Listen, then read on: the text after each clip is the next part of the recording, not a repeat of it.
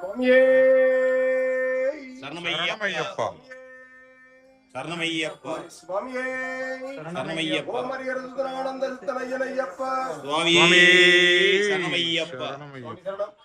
ஒரு சனிக்கிழமை நம்ம காந்தி நகர் ஐயப்ப சுவாமி திருப்பூர்ல கூட்டு பிரார்த்தனை நடக்குது.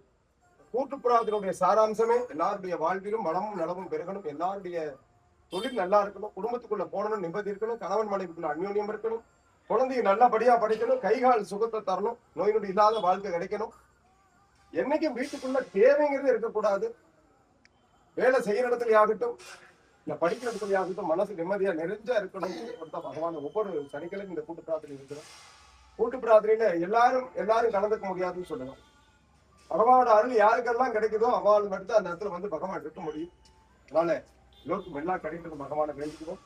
ஒவ்வொரு சனிக்கிழமையும் நம்ம அன்னதானம் போடுறோம். அன்னதானத்துடைய சாராம்சம் என்னன்னா, போதும் சொல்லக்கூடிய ஒரே ஒரு பொருள் அன்னதானம் மட்டும்தான். மிச்சம் எந்த பொருளுக்கும் அந்த பாக்கியம் கிடைக்காது. ஒரு 1000 ரூபாய் கேட்கிற ஒருத்தர்கிட்ட போய் அவரு கேட்ட உடனே கொடுத்துட்டோம்னா ஒரு 2000 ரூபாய் சேர்த்து எடுத்துக்கலாம், கேட்டிருக்கலாமா, கேட்டவன் கொடுத்துட்டாருன்னு சொல்லுவோம். ஏன்னா அந்த மனசுங்கிறது போதும் சொல்லக்கூடிய மனசு சாப்பாட்டுக்கு மட்டும்தான். அதனாலதான் அன்னதானத்துக்கு வந்து அவ்வளவு பிரியாரிட்டி. அன்னதான பிரபு எந்த கடவுளுக்கும் இல்லாத ஒரு அடைமொழி அவருக்கு பகவானுக்கு ஐயப்பனுக்கு மட்டும் இருக்கிற காரணம் அன்னதான பிரபு. எந்த அன்னதான முருகான்னு சொல்றதுல அன்னதான விநாயகான்னு சொல்றது, எல்லா கடவுளும் அன்னதானத்துக்கு உபயோகப்பட்டவங்க தான். ஆனால் பகவான் ஐயப்பன் மட்டும் ஒரு தனித்துவமான தெய்வமா பகவான் ஐயப்பன் மட்டும் இந்த அன்னதானத்துக்காக இருக்கிறார். அதனால இது தர்மசாஸ்தா அப்படிங்கிற பேரு. யாரெல்லாம் எந்த இது தர்மமோ, எது நியாயமோ, எது நேர்மையான விஷயமோ, தன்னுடைய பக்தனா இருந்தாலும் தவறு செய்தால் தவறு என்றால் நிற்கக்கூடிய ஒரே பொருள் பகவான் ஐயப்பன். சின்முத்திரதாரி, யோகைய பட்டைதாரி. இருக்கிற தெய்வங்களையே தண்டிக்க தெரியாத கடவுள் யாருன்னா அது ஐயப்பன் மட்டும். நிறைய பேர் சொல்லுவாங்க ஐயப்பன் பழி வாங்கிடுவாரு, கண்ணை குத்திடுவாரு, பழி அப்படியெல்லாம் பண்ணுவாங்க. அப்படிலாம் கிடையாது. இருக்கிற தெய்வங்களையே, நம்ம இருக்கிற இந்து சனாதன இந்து தர்மத்தில் இருக்கிற அத்தனை 30 கோடி தேவர்களின் தெய்வங்களிலும் தண்டிக்க தெரியாத பழிவாங்காத ஒரு தெய்வம் மாறுனா ஐயப்பன் மட்டும்தான். அவர்கிட்ட ஆயுதம் கிடையாது, நிராயுதமானியார்.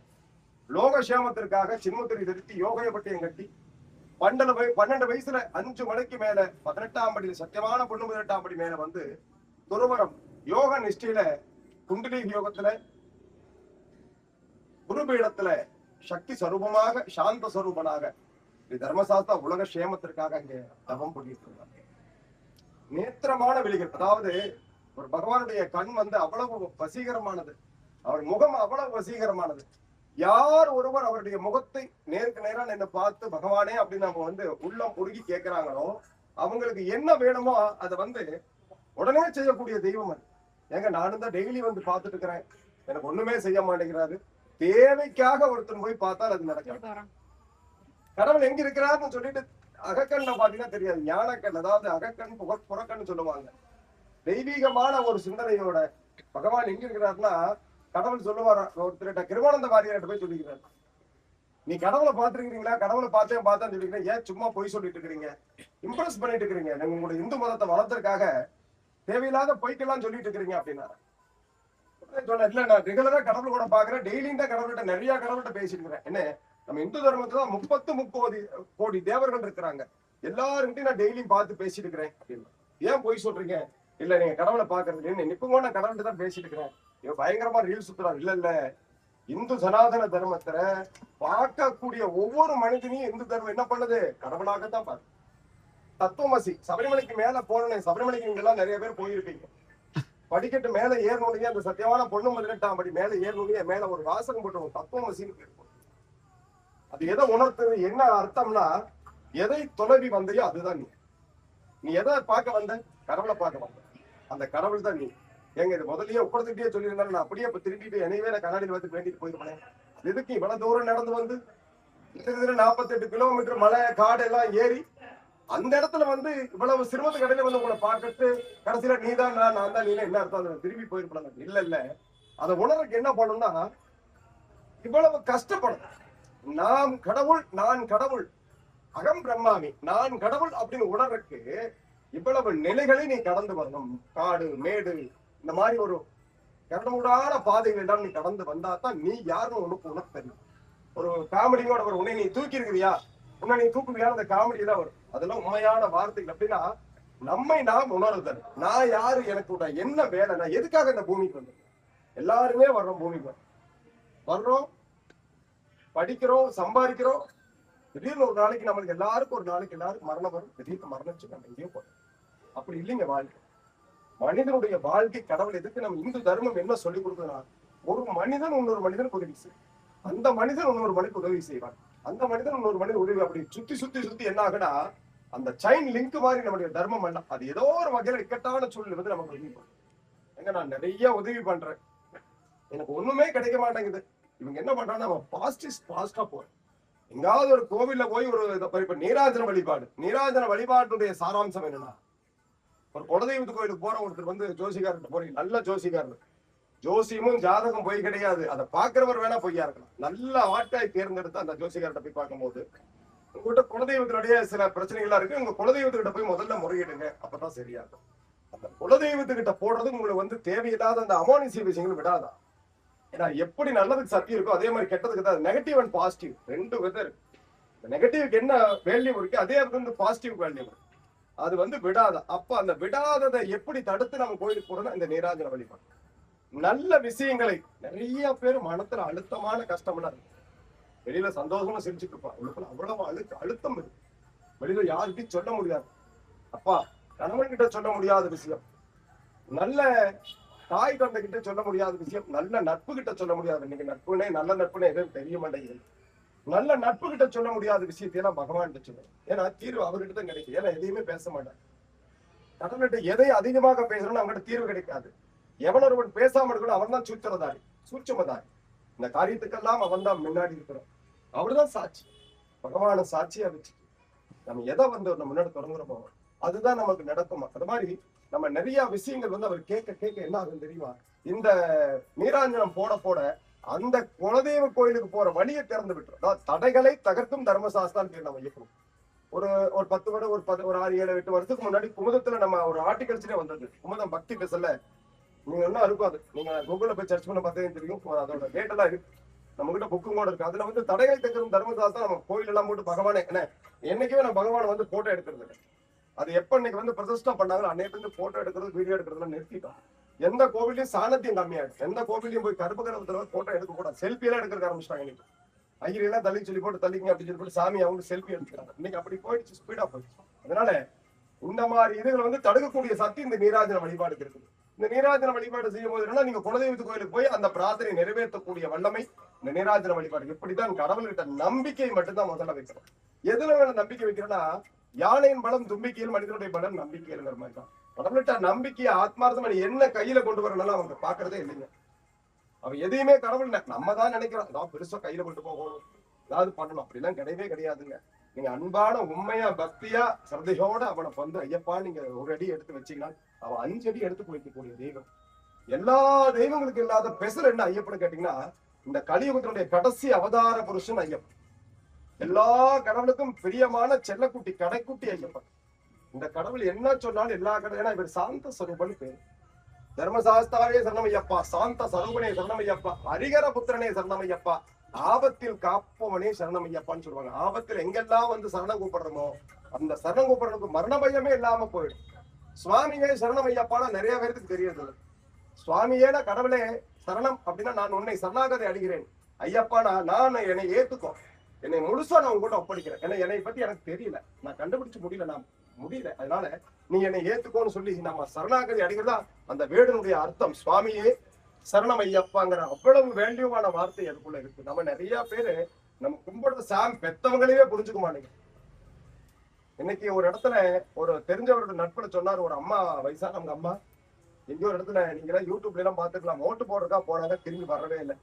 அவங்களுக்கு விட்டுட்டாங்க. வயசான காலத்துல பெத்த பசங்க எல்லாம் அவ்வளவு தூரம் வளர்த்தி அவங்க அம்மா எங்கேயும் ஈரோட்ல ஏதோ ஒரு பஸ் ஸ்டாண்ட்ல கிட்டத்தட்ட ஒரு 6-7 மாசமா 2-3 மாசமா சாப்பாடு இல்லாம ரொம்ப வயசாயிடுச்சு, கண்ணு தெரியாம போயிடுச்சு, அங்கேயே ரொம்ப அசிங்கமா இதெல்லாம் பண்ணி அப்படியே படுத்து கிடந்தாங்க. அவ்வளவு சந்தோஷமா வாழ்ந்த லேடிஸ் ஆகுங்க. வாழ்க்கையில நம்ம எல்லாம் எப்படி நினைச்சிருக்கிறோம், காசு பணம் சம்பாதிச்சுக்கிறது தான் குறிக்கோள், நம்ம எல்லாம் சேஃப்டியா இருக்கணும், மாய தோற்றத்துல வாழ்ந்துட்டு இருக்கிறோம். நாளைக்கு என்ன நடக்க போகுதுன்னு நம்மளுக்கு தெரியாது. காசு பணம் எல்லாம் ஒரு நாளைக்கு இருக்கும், இலக்காம போயிடும், அதெல்லாம் கிடையாது. ஆனால் நிரந்தரமானது புண்ணியம். நம்ம வாழ்க்கையில நிறைய பேர் என்ன வேண்டுவாங்கன்னா, அதாவது இறப்பும் கூட வரமாக வேண்டும் சொல்லுவேன். நான் செத்து போனா கூட அது வரமா எனக்கு கிடைக்கணும் பகவானே. இறப்பும் கூட வரவா வேண்டும். போனாருங்க, உட்கார்ந்தாருங்க, டீ படுத்தாருங்க, திடீர்னு காலில் எந்திரிக்கலீங்க, அலசாவுங்க. இப்படி எல்லாம் நிறைய இருக்கிறாங்க. இந்த அவங்க வந்து ஏன்னா அவங்களுக்கு 4 குழந்தைங்க, 3 பசங்க 2 ஒரு பொண்ணு. 4 பசங்க இருந்து கூட அந்த பெத்தவங்களை யாரும் கவனிக்கல, நடுரோடு விட்டுட்டு போயிட்டாங்க. எத்தனையோ காலத்துல கொரோனா காலத்துல எல்லாம் பெத்தவங்களை கொண்டு வந்து ஜிஹெச்ல விட்டாங்கன்னா கொரோனால சேவா பாரதியில சர்வீஸ் பண்ணிட்டு இருந்தோம். அப்பெல்லாம் பெரிய ஆளுங்க எல்லாம் கொண்டு வந்து வயசானவங்களே இறக்கி போட்டு ஆட்டோல போயிட்டே இருப்பாங்க. அவங்க திருப்பி கூட யாரும் வர்றதில்லை. அப்படி எத்தனையோ பேர் இறந்து போயிருக்கிறாங்க. கொரோனாவோட இறக்கல, பையன் வரலையே நீ கொண்டு விட்டு போட்டு போயிட்டான்னா அந்த ஏக்கத்திலேயே 90% உயிர் செத்து போயிடுச்சு. வாழ்க்கையில நானும் சொல்றேங்க, பெத்தவங்களுக்கு மரியாதை கொடுக்கும். பெத்தவங்களுக்கு மரியாதை முன்னாடி குழந்தைகளுக்கு நிறைய நல்ல விஷயங்களை சொல்லி கொடுக்கும். வாழ்க்கையில நம்ம எதையும் தூக்கிட்டு போறது கிடையாது. வயசானங்கிறதுனா அவங்களுக்கு ரெஸ்பான்சிபிலிட்டி கொடுங்க. நீங்க என்ன செய்யறீங்களோ, நீங்க எதை விதைக்கிறீங்களோ அதான் நீங்க அறுவடை செய்ய போறீங்க. அப்பதான் உங்க பையன் உங்களுக்கு செய்ய போறான். அதனால தர்மசாஸ்தாக்கு அம்மாவுக்கும் பையனுக்கும் அவ்வளவு இருக்கு. அம்மா சொன்ன உடனே புலிப்பால் எடுத்துட்டு வரக்கா காட்டுக்குள்ள போயிட்டாங்க. ஏன்னா அவர் அவதார புருஷன்.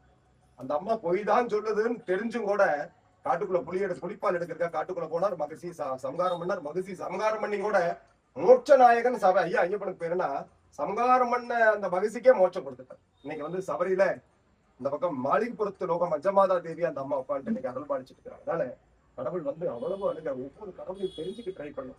நம்ம நிறைய விஷயங்கள் வந்து மறந்துட்டு போனதுனாலதான் நம்ம இழப்புகள் நமக்கு நிறைய ஏற்படுது. அதனால நீராஜன வழிபாடு செஞ்சீங்கன்னா ரொம்ப நல்லது.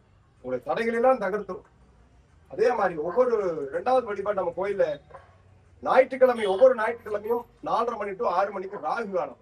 எல்லாருக்கும் ஒவ்வொரு ஞாயிற்றுக்கிழமையும் அந்த ராகு காலத்துல கொஞ்சம் பால், நீங்க நிறைய எல்லாம் தேவையே இல்லை, கொஞ்சம் பால் எடுத்துக்க. 4 லிட்டர் இல்ல 100 ml, கொஞ்சம் சிட்டிகை அதுல மஞ்சள் போட்டு நம்ம கையால கொண்டு வந்து பின்னாடி ஒரு நாகர் இருக்கு, பழைய காலத்து நாகர், கிட்டத்தட்ட ஒரு 7-8 தலைமுறையை பார்த்த நாகர். அந்த நாகர் தெய்வாதீனம் நம்ம கோயிலுக்கு வந்து இப்ப ஐக்கியம் ஆயிட்டார்.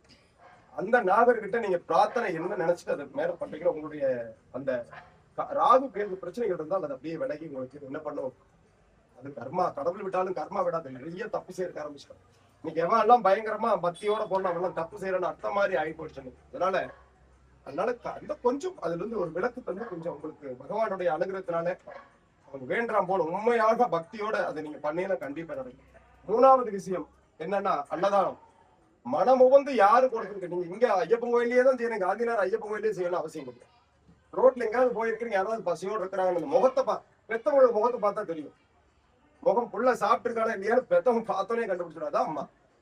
அப்பா கூட தெரியாது. அப்பா வேற கேரக்டர். அப்பா வந்து அது வேற, அந்த டிபார்ட்மெண்டே வேற. அப்பா மாதிரி யாருமே இருக்க முடியும். ஊர்ல இருக்கிறவங்க எல்லாம் அம்மானு கூப்பிடலாம், எல்லாரையும் அப்பான்னு கூப்பிட முடியாது. அந்த பெத்த அதே மாதிரிதான் யாரெல்லாம் ஒருத்தர் சாப்பிடாம இருந்தாங்க ஏதாவது ரோட்ல பார்க்கும்போது தெரிஞ்சுக்கணும். உங்களுக்கு கருமம் தொலையணும்னா ஒரு சாப்பாடுக்கு ஏதோ ஒரு இடத்துல போய் வெத்தியோ ஏதோ ஒரு வாங்குங்க, இல்ல ஒரு தக்காளி சாப்பாடு வாங்க, ஒரு தண்ணி ஒரு 1/2 லிட்டர் பாட்டில் வாங்க, கொண்டு வச்சு போட்டு சிவனேன்னு போயிருங்க. செல்ஃபி எல்லாம் எடுத்துட்டு இருக்காரு. டவார்ல வச்சுட்டு நீங்க வாட்டுக்கு ஐயப்பான்னு நினைச்சிட்டு இல்ல ஏதோ உங்களுக்கு பிடிச்ச சாமி நினைச்சிட்டு போயிட்டே இருங்க.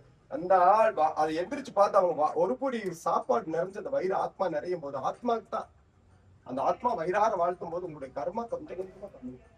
நீங்க பெரிய பிரச்சனைகள் இருந்தெல்லாம் தலைக்கு வந்து தலப்பாவோட போயிடும். இதுக்கு இந்த இவ்வளவு இதோட சக்தி எதுக்கு இருக்குன்னா அந்த அன்னதானத்துக்கு. அதனாலதான் நம்ம ஐயப்பன் கோவில்ல அன்னதானத்துக்கு அவ்வளவு முக்கியத்துவம் கொடுத்து வர்றவங்க எல்லாம் கடவுளா நினைச்சு பாவிச்சுதான் போகும். பகவான் இங்க மட்டும் இல்ல, யாரெல்லாம் அங்க சாப்பிடுறாங்களோ அத்தனை பேரும் கடவுள் ஐயப்பன் தான். ஏன்னா இந்த அன்னதானத்துல மட்டும் ஏங்க எங்க வீட்டுல எல்லாம் சாப்பாடு இல்லையா இங்க வந்தா சாப்பிடணும் அப்படிலாம் கிடையாதுங்க. நீங்க சாப்பிடும் போது உங்க பக்கத்தால பகவான் ஐயப்பன் உட்கார்ந்து சாப்பிடுறாரு. ஏதோ ஒரு ரூபத்துல வந்து சாப்பிடுறாரு. கந்தல் துணியா கசங்களும் துணியா வந்து சாப்பிடுவார். வயசானவனா சாப்பிடுவார், ஏழையா சாப்பிடுவார், பெரிய கோடீஸ்வரனா சாப்பிடுவார், குழந்தையா சாப்பிடுவார். யாருன்னே சொல்ல முடியாது. அதனால அன்னதானத்துக்கு அவ்வளவு ஒரு வேல்யூ சக்தி இருக்குது. அதனால முடிஞ்ச வரைக்கும் உங்களால பிறந்த நாள், உங்க கல்யாண நாள், உங்களுடைய குழந்தைகளுடைய பிறந்த நாள், உங்க அம்மா அப்பா கல்யாண நாளுக்கெல்லாம் இங்க அன்னதானம் பண்ணு. ஏன் என்ன கான்செப்ட் நான் இங்கே போய் பண்ணலாம், இங்க பண்ணீங்கன்னா அந்த வாரம் அன்னதானம் நிக்கவே நிக்காது. நல்லா ஜாம் நடக்கும். இன்னைக்கு பாத்தீங்கன்னா இன்னைக்கு அன்னதானம் ஒவ்வொரு சனிக்கிழமை அன்னதானம் கொடுத்துருக்காங்க.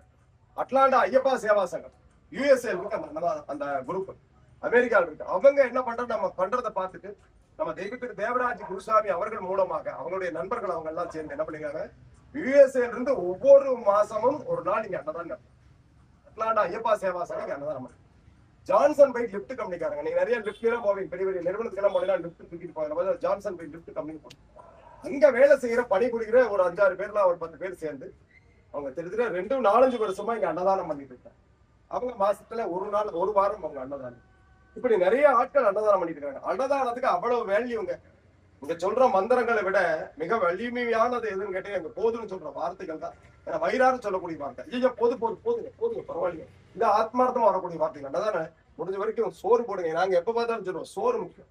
ஐயப்பனை வந்துட்டு ஐயப்பனே நேரில் வந்தாலும் கூட ஒரு 5 நிமிஷம் ஐயப்பனை பசிக்கு சாப்பிட்டு வந்தார போயிடாதன்னு சொல்லி போட்டு போயிடுது.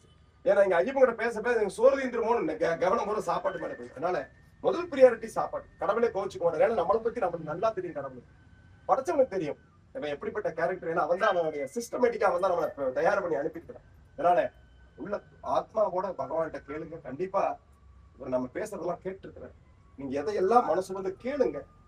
கஷ்டம் கொடுக்குறீங்க, ஏன் இவ்வளவு கஷ்டத்தை கொடுக்குறேன்னு கேட்க கேட்க என்னன்னா அந்த கஷ்டத்துக்கு பின்னாடி மிகப்பெரிய வேல்யூவான ஒரு விஷயம் இருக்கு. அதை நம்ம தெரிஞ்சுக்கிறது.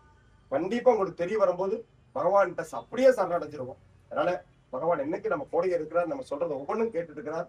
ஒரு பக்தனுக்கு ஒரு சின்ன அன்பான வேண்டுகோள். முன்னாடி மண்டபம் ஏறிட்டு கொஞ்சம் கொஞ்சமா ஏறிட்டு இது நீங்க எல்லாம் பார்த்து கொஞ்சம் கொஞ்சம் உதவி செஞ்சீங்கன்னா மடார் நேரி 55 லட்சம் ரூபாய் எஸ்டிமேட். 55 லட்சம் ரூபாய்ங்கிறீங்க. 5 போட்டு சைபர் நிறைய போட்டே போகணும். அப்படிலாம் கிடையாதுங்க. சிறு துளி பெருமண்ணம் சொட்டு சொட்டா ஊறிதான் இந்த காவேரி நதி ஓடுது பாத்தீங்களா, அவ்வளவு ஆக்ரோஷம் ஓடும். அதை போய் தலைக்காவிரி உற்பத்தி ஆகிற இடத்துல பாத்தீங்கன்னா சொட்டு சொட்டதான் போயிடும். அவ்வளவு பெரிய நதி அப்படியே காவேரி ஒண்ணு. அது மாதிரிதான் நம்ம கொடுக்குற ஒவ்வொரு ரூபாயும் இந்த புண்ணிய காரியத்துக்காக மேல போகும். நீங்க நினைச்சாலாம் இந்த காரியத்துக்கு பண்ண முடியாது. இது ஏதோ உங்களை இம்ப்ரெஸ் பண்றதுக்காக சொல்லல. நினைச்சவங்க பகவான் காசு வாங்க மாட்டாங்க. நான் நினைச்சோன்னு இந்த மாதிரி ஒரு 10 மூட்டை சிமெண்ட் வாங்கி ஒரு மூட்டை சிமெண்ட் வாங்கி தந்துட்டேன்லாம் முடியாது. அவனுடைய அனுமதி இல்லாம அவனுடைய வாசப்படியே மதிக்க முடியாது. அவனோட அதிமணி இல்லாம அவனோட ஒரு பைசா அவனுக்கு நீங்க செலவு பண்ண முடியாது. நீங்க என்னைக்கு அந்த மாதிரி செலவு பண்ண பாக்கிட்டு மனசார எடுத்து கொடுங்க. நீங்க பண்றது எல்லாமே இன்வெஸ்ட்மெண்ட் தான். நீங்க மனசுல வச்சுக்கோங்க. நல்ல காரியத்துக்கு என்னன்னா நல்ல காரியம். ஏழை குழந்தை படிக்கும் போது அந்த படிப்புக்கு வசதி இல்லாத குழந்தைகளை படிக்க வைக்கிறது நல்ல காரியம். கடவுளுக்கு கொடுக்கறதுக்கு சமான். ஏழை குடும்பத்துல ஒரு கல்யாணம் ஆகாத பொண்ணுக்கு உங்களால முடிஞ்ச வரைக்கும் ஏதாவது போட்டு கல்யாணம் பண்ணி வைக்கிறது கடவுளுக்கு கையிலேயே கொடுக்கறது சமான். நோய்பட்டு கிடக்கிறவங்க பெரிய ஆஸ்பத்திரியில் ஏதோ ஒரு ஆஸ்பத்திரி கிடக்கும், பணம் இல்லாம அவதிப்பட்டு ரத்தம் இல்லாம அவதிப்பட்டு இருக்கும்போது என்னால முடிஞ்ச உதவியில் போய் செய்யறது கண்டிப்பா கடவுளுக்கு கொடுக்கறது. பசிக்கிற வயிற்றுக்கு சோறு போடுறதும் பகவானுடைய அனுகிரகத்தினாலதான் இதை நடந்துட்டு. இது எல்லாமே கடவுளுடைய அனுகிரகத்தினால. இது வந்து கடன் கிடையாது. கண்டிப்பா நீங்க கடவுளுக்கே கொடுக்குற கடன் தான் இதெல்லாம். ஏதோ ஒரு வகையில உங்களுக்கு கழுத்தை பிடிக்கும் போது ஏதோ ஒரு வகையில உங்களுக்கு வந்து அந்த நீங்க செஞ்ச பொண்ணு என்ன பண்ணும் உங்களுக்கு வந்து சேர்ந்து. நம்ம எப்ப பார்த்தாலும் நினைப்போம் டெய்லி நான் கோயிலுக்கு போறேன், இங்கிருந்து நேரம் திருவண்ணாமலை போறேன், இங்கிருந்து சபரிமலைக்கு நடந்தே போறேன், இங்க இருந்து திருப்பதிக்கு போறேன், எனக்கு ஒண்ணுமே கிடைக்க மாட்டேங்குது. நிறைய இரும்பல் வருது, பிரச்சனை வருது, நிறைய வியாதிகள் இருக்கு, எனக்கு நிறைய துன்பங்கள் வருது அப்படின்னா எப்ப பார்த்தாலும் நம்ம சந்தோஷமா இருக்கணும்னு நினைக்கிறோம்.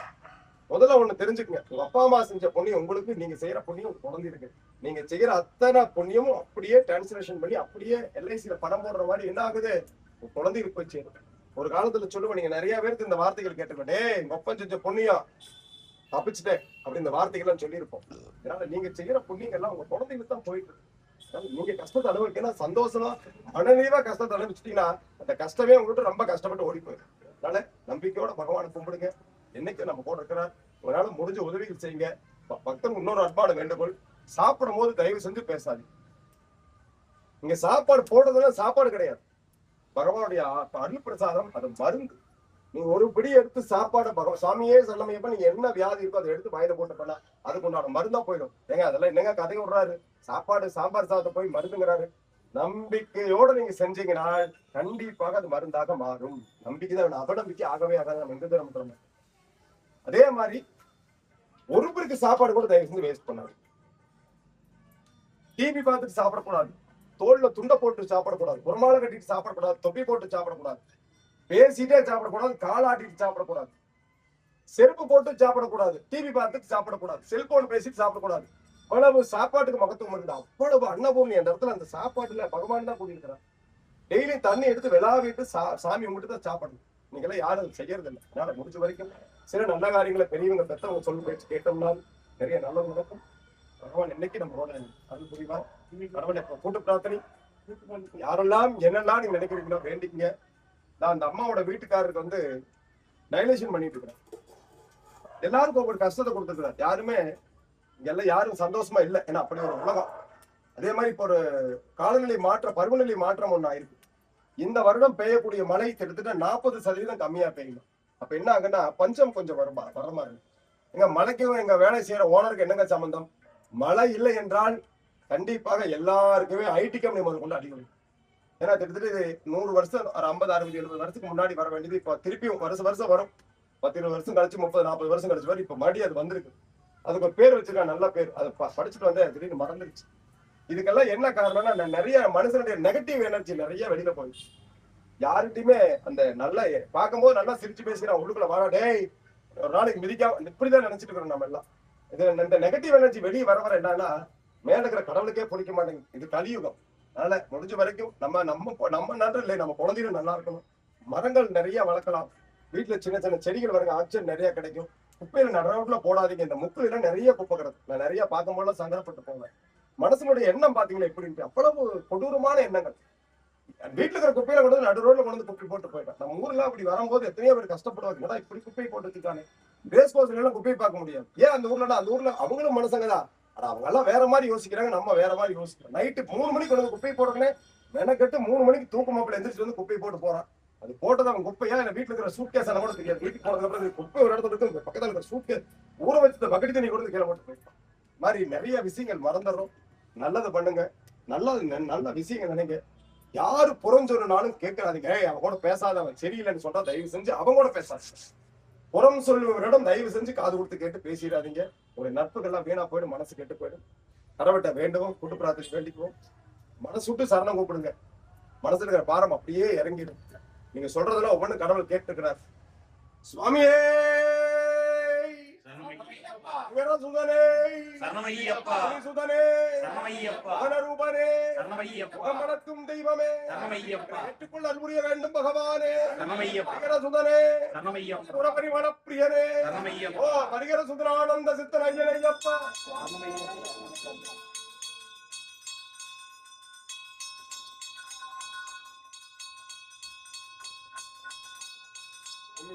வேண்டும், நல்லவே எண்ணல் வேண்டும், திணை அஞ்சம் வேண்டும், தெளிந்த நல்லறிவு வேண்டும். பண்ணிய பாவம் எல்லாம் பரிதி முன்பணியை போல நன்னீன முன்ன சிந்தனம் வேண்டுமன்னாய்.